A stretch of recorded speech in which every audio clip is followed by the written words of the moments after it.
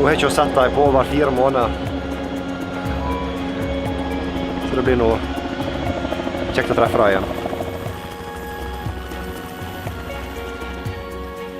Our job here in Palu is varied. Among other things, we run the guest house here in town, which is the missionaries' home when they're not in the tribes. They come out here for many things, like medical help, visa extensions, shopping trips, and often just to have a break. Everything we do here in town is with the goal that the gospel will be spread in the tribes, and our job helps the missionaries there to continue doing that.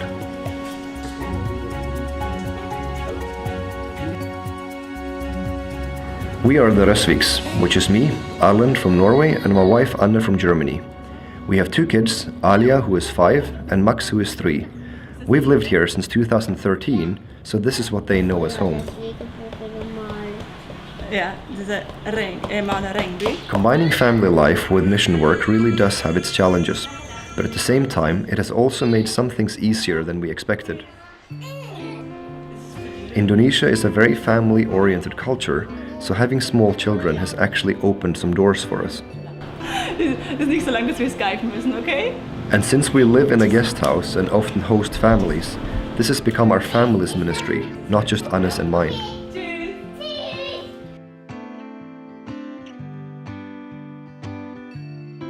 Supply shopping is one of the jobs that really helps the missionaries stay in the tribe for longer stints of time. They rarely have access to a variety of fresh vegetables, fruit, meat, or most things really. So they send lists to us in town and we do the shopping for them, often for up to 4 months at a time. Det 5 butikker som bruker å sjekke, men disse 3 bruker å ha det å strenge. I alle fall, hvis vi kombinerer alle 3, så får vi til sammen det som vi vil ha. This saves a lot of time for the missionaries. It frees them up to focus on teaching and translation. Another reason is simply the health of the missionaries, because without a good diet, they can end up with health issues like malnutrition. Ja! Så det är det. Så gøy!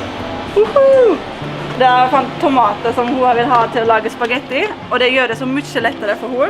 Hon finner 2, och det sista, eneste i hela landet kanske. Okej, så gøy. Nei, vi lager ganske mye oppstyr i butikken. Nå er det en kasse som har bare vært kanskje en halvtime. Og så har vi 4-5 vogner og pappkasser overalt, og så er nesten tatt over butikken for å få betale for alt dette her.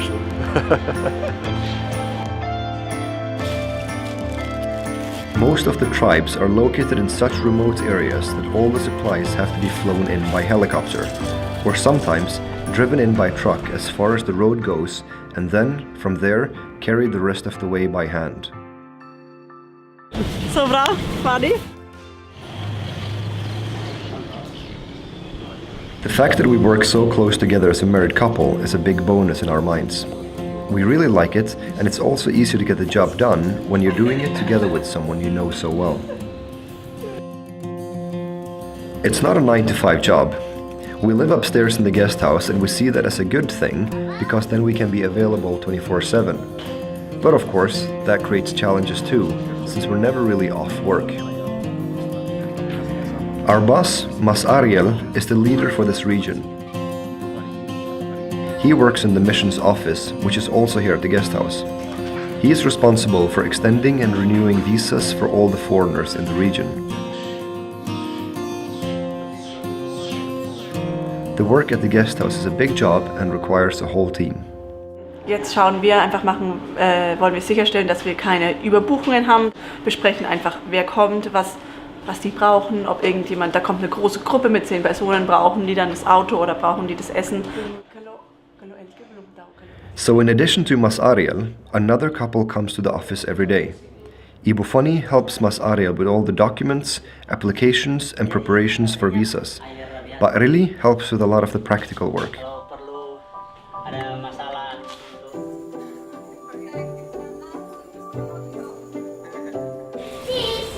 See you soon. When we start work in the morning, we never really know what the day is going to look like, because unexpected things always come up. Nå skal jeg ut for å finne en låssmed og en nøkkelsliper.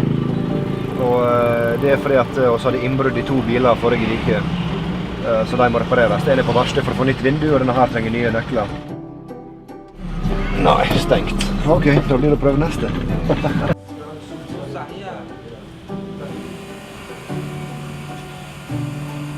4-5 forsøk helt normalt. Man gjenger aldri bare på en butikk og får alt gjort.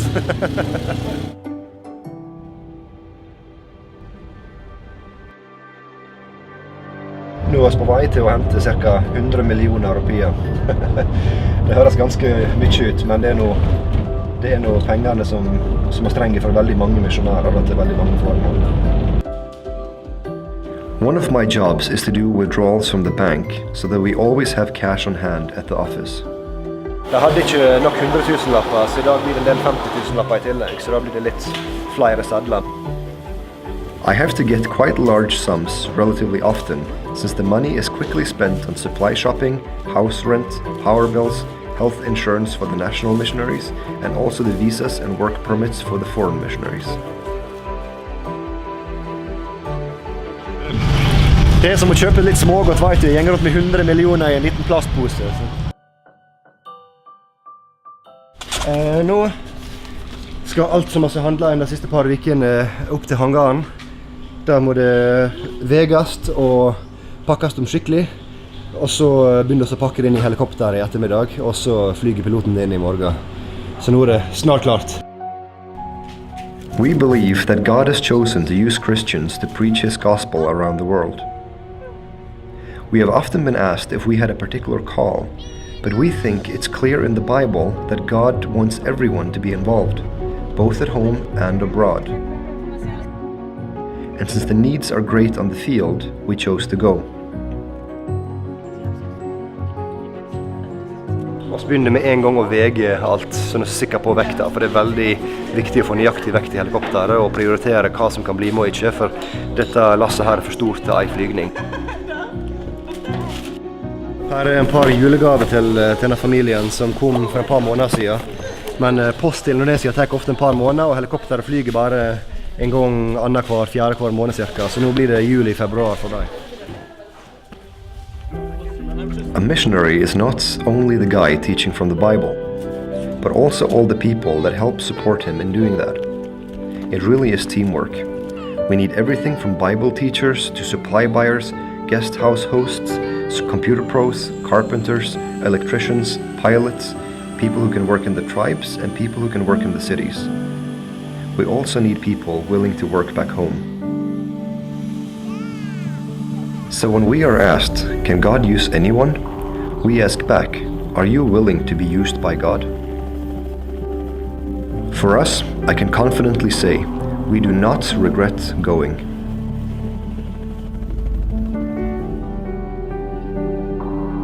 Nå det hjemme igjen, tilbake på gjestehuset og neste arbeidsdag og nye prosjekt. Det aldri ferdig med den jobben her.